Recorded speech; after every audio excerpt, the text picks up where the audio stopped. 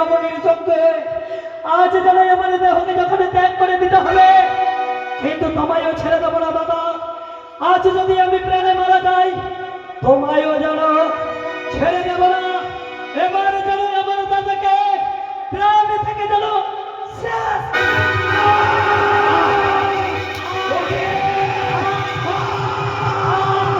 দেখি